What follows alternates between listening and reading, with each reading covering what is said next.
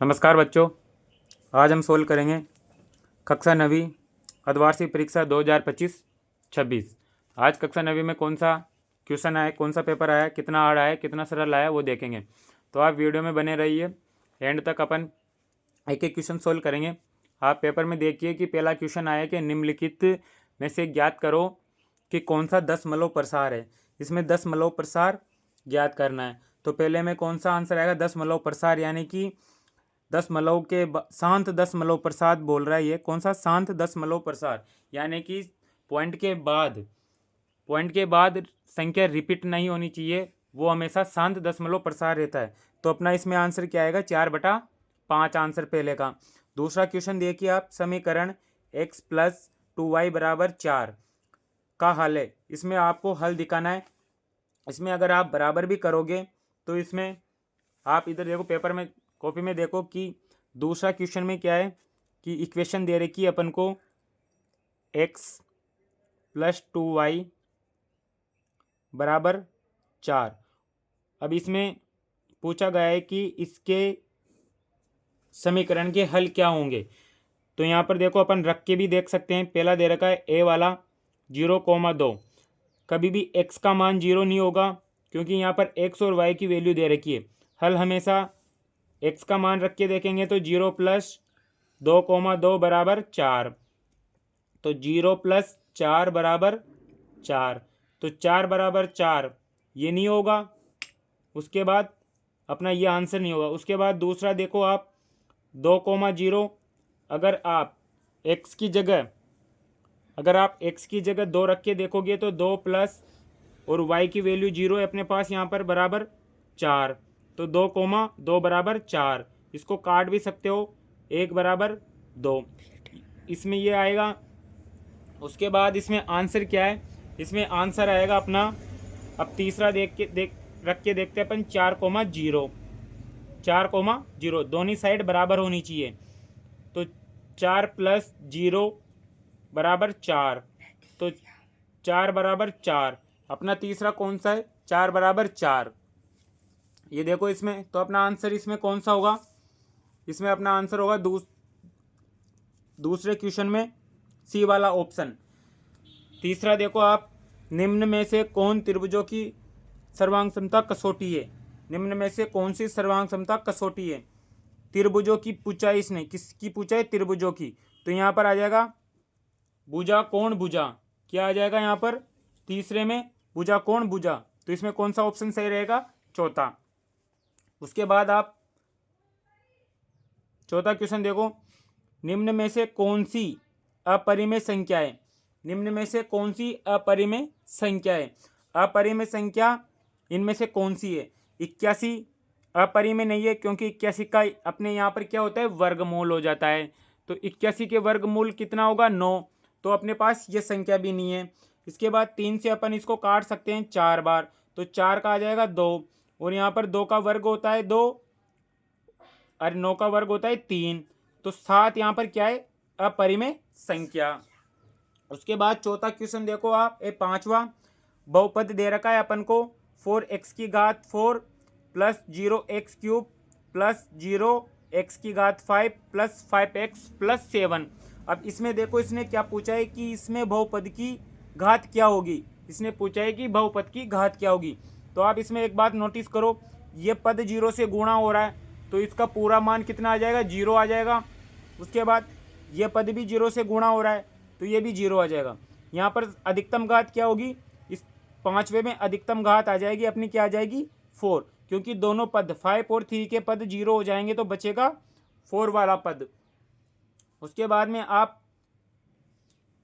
छठा क्वेश्चन देखो, दी गई आकृति में POQ सीधी रेखा है, तब x का मान क्या होगा? इसने बोल रखा है कि x का मान क्या होगा। इसमें चित्र भी दे रखा है, तो इसमें आंसर क्या होगा अपना? 20 होगा। कैसे होगा? इन चारों को जोड़ो, पहले कितना आ रहा है? 40 + 4x + 3x = 180 डिग्री। सीधी रेखा में बनने वाले कोणों का मान कितना होता है? 180 डिग्री होता है।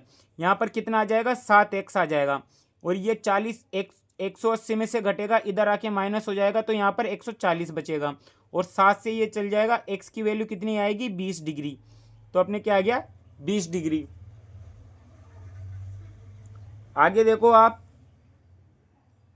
7वां सवाल, ए बी सी डी सम चतुर्भुज है जहाँ ए बी सी 40 डिग्री दे रखा है और पूछा है अपन से ए डी बी का मान क्या होगा। तो इसमें ए बी डी का मान होगा अपने 50 डिग्री। कैसे होगा? एक चतुर्भुज ये रहा, ये इसको ए मान लो, इसको बी मान लो, इसको सी मान लो, इसको डी मान लो। अपन ने चारों बिंदु मान लिए। अब इसमें अपन को कोण दे रखा है कि ए सी बी, कौन सा दे रखा है? ए सी बी, यानी कि ए सी बी को मिलाकर ये वाला कोण इसने अपन को दे रखा है कितना? 40 डिग्री। ये कोण अपन को दे रखा है 40 डिग्री। तो अपन से पूछा क्या है? A D B, A D और बी, ए डी बी ये वाला कोण अपन से पूछा है। तो इसमें ये 40 है तो ये भी 40 होगा। तो 40 प्लस 40 कितना हो गया अपने पास? 80। 40 प्लस 40 80 हो गया।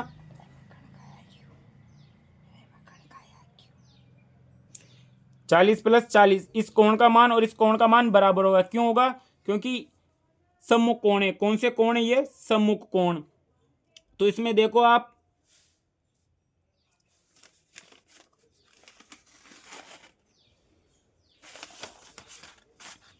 यहां देखो, जैसे कि इसमें अपन को पता है कि ए बी भुजा पैरेलल किसके होती है? डीसी के। ए बी भुजा किसके पैरेलल होती है? डीसी के। तो इसमें अपन को कोण बी ए सी बराबर कोण ए सी बी बराबर 40 डिग्री दे रखा है। उसके बाद अपन देखते हैं कि कोण बी ए सी, ये दोनों मान क्या है? बराबर है।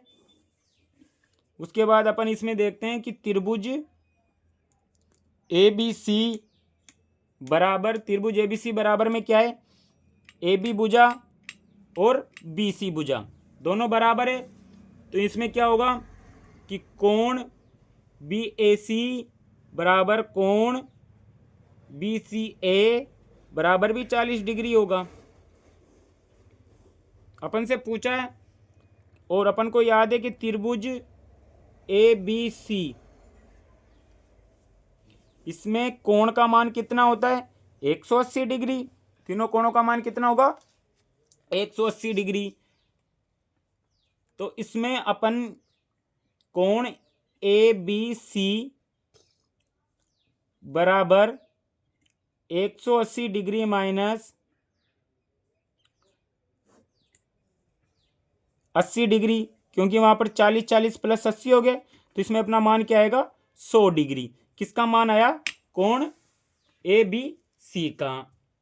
अब इसमें एक बात एक नोटिस करो कि कोण ए डी सी बराबर कोण ए बी सी बराबर कितना होगा? 100 डिग्री होगा ये भी। तो अगर ये मतलब जो अपनी ए सी और बी सी को मिलाया है, ए सी और डी बी जो अपने ये विकर्ण है इनको मिलाएंगे तो ये किस पर? जीरो पर क्या करेंगे? समद्विभाजित करेंगे। किस पर करेंगे? जीरो पर समद्विभाजित करेंगे। उसके बाद कोण बी ओ सी कितना हो जाएगा अपने? 90 डिग्री। उसके बाद त्रिभुज बी ओ सी बराबर त्रिभुज बी ओ सी में कोण ओ बी सी बराबर 180 डिग्री। ये हो जाएगा 180 डिग्री आ जाएगा इसका मान। 180 डिग्री माइनस 90 माइनस 40, तो इसका मान कितना आ जाएगा? 50 डिग्री। कितना आ जाएगा? 50 डिग्री। तो इसका आंसर कितना आएगा? इसमें आंसर आ जाएगा अपने 50 डिग्री इस वाले क्वेश्चन में। उसके बाद पीछे चलो, पीछे क्या पूछता है अपन से कि एक ठोस आयाम के एक ठोस के आयाम कितने होते हैं, ये सबको याद होना चाहिए। एक ठोस आयाम के कितने आयाम होते हैं, 3। और यहाँ पर बिंदु 0, -3 स्थित है एक्स अक्ष पर वाई अक्ष पर, क्योंकि यहाँ एक्स का मान तो 0 दे रखा है और पहले चतुर्थांश में होगा ही नहीं, दूसरे में होगा ही नहीं, क्योंकि यहाँ पर ये दे रखा है, तो इसमें किस पे होगा, वाई अक्ष पर। उसके बाद आप देखो अर्धवृत्त का कोण होता है, अर्धवृत्त में हमेशा बनने वाला कोण समकोण होता है। अब क्वेश्चन पे आ जाओ तुम, दूसरे क्वेश्चन पे रिक्त स्थानों की पूर्ति करो।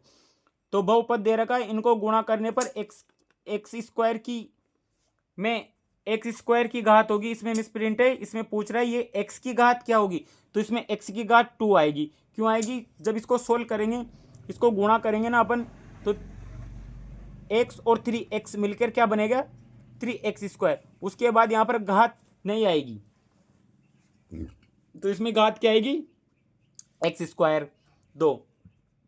यहाँ बोल रहा है कि शून्य एक संख्या है, यहाँ पर अपरिमेय लिख रखा है इसने, यहाँ पर शून्य नहीं है। शून्य मतलब शून्य बहुत सारी होती है, जैसे कि अपन शून्य को एक परिमेय संख्या भी मानते हैं, पूर्ण संख्या भी मानते हैं, और ये पूर्णांक में भी आता है, पर पूर्णांक में न्यूट्रल होता है, तो आप परिमेय और आप पूर्ण में से कुछ भी लिख सकते हो।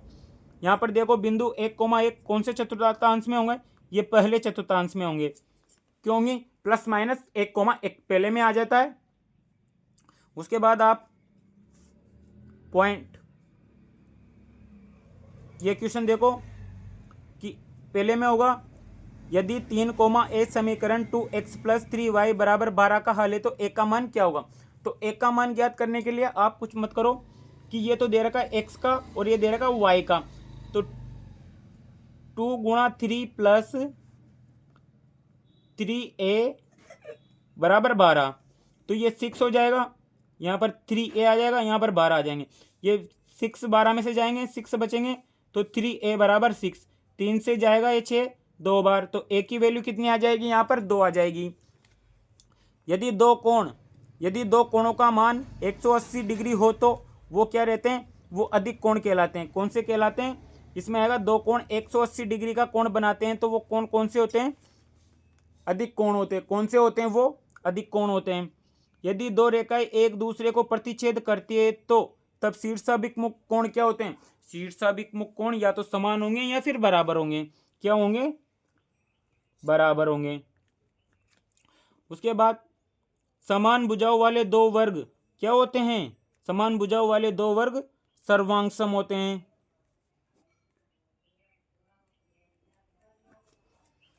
एक समांतर चतुर्भुज के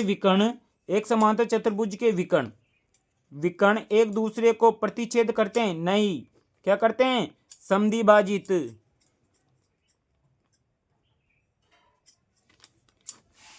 समद्विभाजित करते हैं। तीसरा क्वेश्चन देखो, अति लघुत्तरात्मक सोल्व करो। पहला क्वेश्चन दे रखा है अपन को, क्या दे रखा है कि 2 की पावर 2/3 और 1/3, यहाँ पर क्या है, आधार समान है। अगर ऐसी वैल्यू बन जाती है गुणा में, अगर आधार समान होते हैं तो उनकी घातें क्या होती है, उनकी घातें जुड़ जाती है। तो यहाँ पर घातों को जोड़ लो, 2/3 + 1/3, तो नीचे तो आ जाएगा 3, ऊपर आ जाएगा 2/1, यानी कि 3/3। तो यहाँ पर क्या होगी, 2 की घात 1 आ जाएगी। ठीक है। उसके बाद आप ये क्वेश्चन देखो, बहुपद 2 - x² + x³ में x² का गुणांक लिखो। सिर्फ x² का गुणांक लिखना है, इसका गुणांक लिखना है। तो इसका गुणांक सबको याद है, क्या आएगा, इसमें आ जाएगा -1, क्योंकि उसके आगे क्या है, -1 है। उसके बाद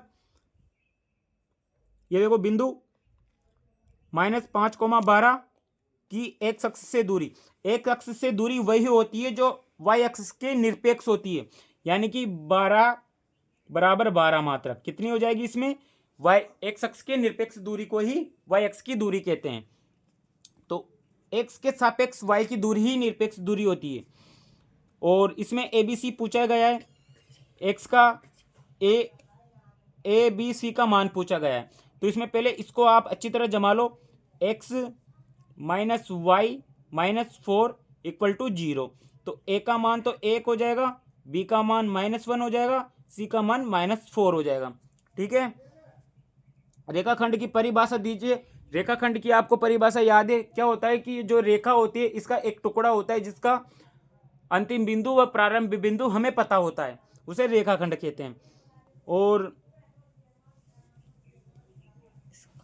सर्वांशम एस एस नियम लिखे, तो ये कौन सा नियम हो जाता है? भुजा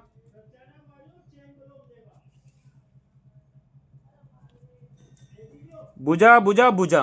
ठीक है गाइस, अब आगे चलते हैं। चक्रीय चतुर्भुज को परिभाषित कीजिए। चक्रीय चतुर्भुज क्या होता है? मतलब कि चक्रीय भुज, ये लो, वृत्त में बनने वाला चतुर्भुज जिसके चारों शीर्ष वृत्त की परिधि को क्या करते हैं? टच करते हैं या छूते हैं, उसको चक्रीय चतुर्भुज कहते हैं। उसके बाद ये सरल करो, तो इसमें सरल करेंगे तो इस 3 को इससे गुणा करना पड़ेगा, इससे गुणा करना पड़ेगा, तो क्या आ जाएगा? 6 + 2√3 प्लस, नहीं, ये आ जाएगा इसमें 6 + 3√2 प्लस 2√3 प्लस √6, ये इसका आंसर हो जाएगा। उसके बाद आप चलो आगे चलो, ये आपको उसमें थोड़े बड़े क्वेश्चन है गाइस, तो इनको अगली वीडियो में, आप वीडियो को पसंद आए तो लाइक करना, शेयर करना और वीडियो को ज़्यादा से ज़्यादा शेयर करना। काफ़ी बच्चे परेशान होते हैं कि हमारा पेपर कैसा गया कैसा नहीं गया, तो वो इस सॉल्यूशंस को मिलाकर अपने नंबर जान सकते हैं कि कितने आए कितने नहीं आए। धन्यवाद।